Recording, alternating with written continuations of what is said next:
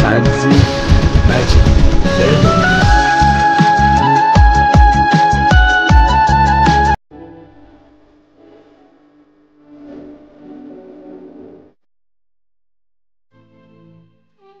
خب کنی؟ مادر جانی من در چه احوال است؟ مادر جان چونان من رو میترسانی که گویا در این دنیا نباشم. حتی زن و فرزندهایم با یادم نمیرسند. ای بچه ساده من، گویا در دنیا فقط تو مادر داشته باشی. بله همه مادر دارند، ولی به مثل مادر من نه. مادر جان من یک و یگانه من است. بچه جان من هم شکر میکنم که خود را در زندگیم خوشبختترین مادر حس کردم. از یگان چیز دنیا کم نبودم، چون که فرزندی با ننگ و ناموس و غمخوار و مهربان دارم. انا برای همین آچه جان بعد از جراحی کردن تیزتر صحت شوو به خونه رویم. نبیره هایت پزمانت شدند. فکر میکنم که بیشان مرا هم در خانه راه نمیدهند. بچه جان با چنین غمخواری و مهربانی هایت من در هر دو دنیا از تو راضی هستم و میدانم که احوال بیماری من وزنین است. تو بسیار زیغ نشو. اگر من از دنیا روم اوچه تمام بس است. میدونی که طاقت چنین گپ ها ندارم. هیچ گفت به من چنین شوخی رو نکن اوچه جان. التجا میکنم چنین شوخی نکن. مراد جان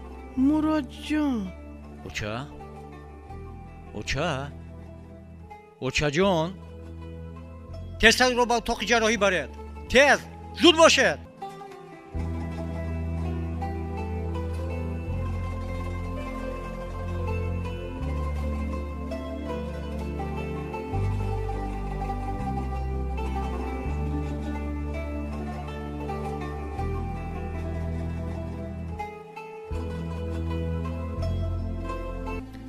با اکای مراد چی میگویم؟ نمیدانم. او حتی طاقت بیماری مادرش را نداشت. اکنون گفتم میتوانیم که مادرش را از دست دادیم. چیست دادید؟ زودتر باشد. اتاق جراحی تیار است. اکای مراد نروید. حاجت با اتاق جراحی رفتن نیست. مادرت همینجا. چی؟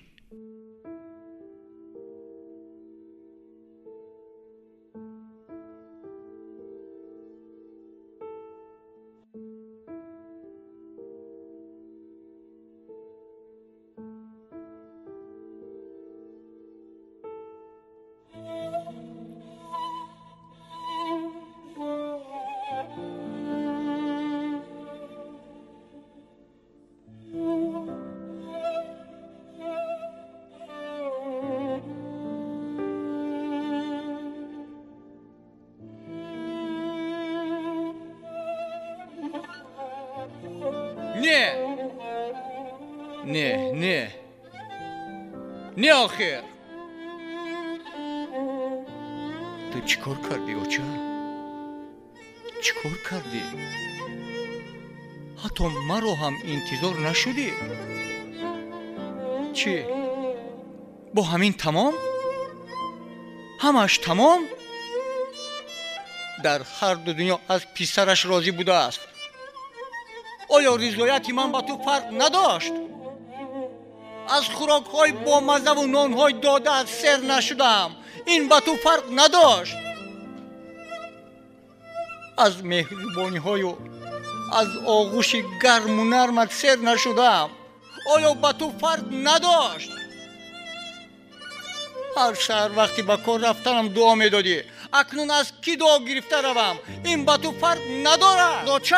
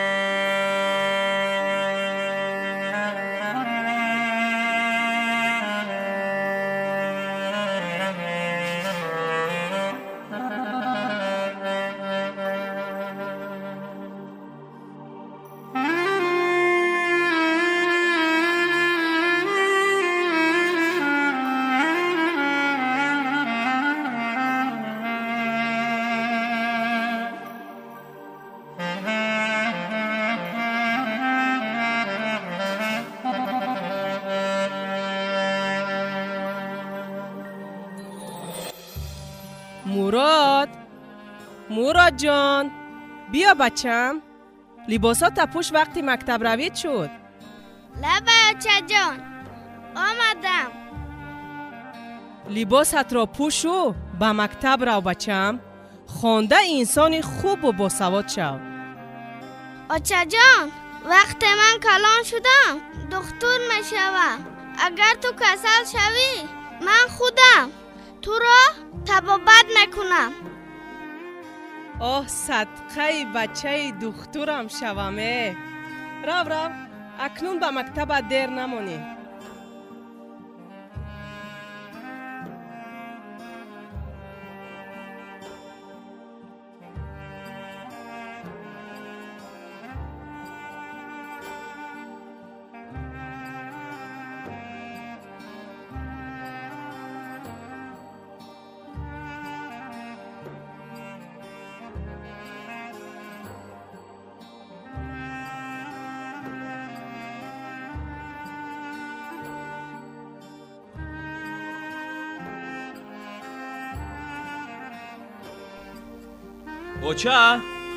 اوچه جون، اوچه جون، امروز روزی اولین کاری من است.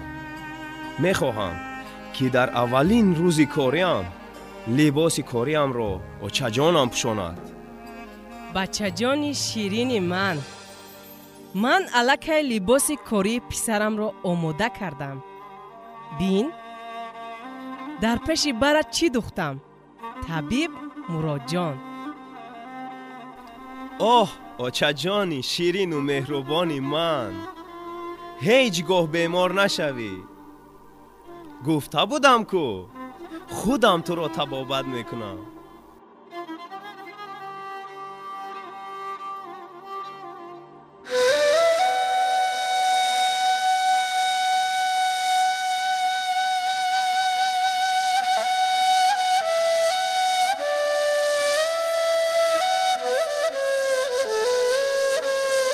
میبینی آچه جان چگونه شرمنده و شرمسار هستم، چون که به تو دروغ گفتم که بیمار شوی خودم تو را طبابت میکنم، اما در گپم نایستادم. خیر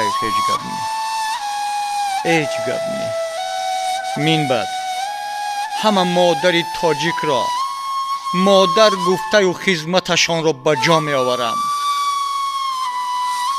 چون شما مادران کسی به قدر خدمت و مهربانی های ما نیز نمی رسد.